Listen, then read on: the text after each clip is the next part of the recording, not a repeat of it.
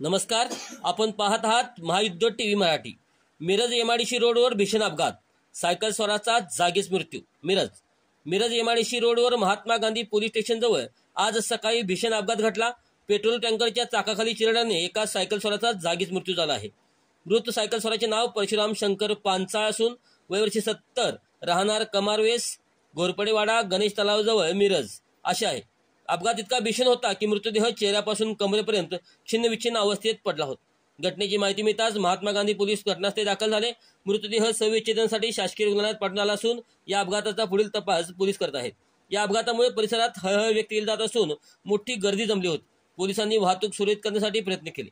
अशाच ताज्या घडामोडी, अपघात वार्ता आणि स्थानिक घटनांचा थेट अपडेट्स पाहण्यासाठी जोडलेले रहा महायुद्ध टीव्ही मराठी सोबत। लाईक करा, शेअर करा, सबस्क्राईब करा आणि अभिप्राय कमेंटमध्ये नक्की नोंदवा।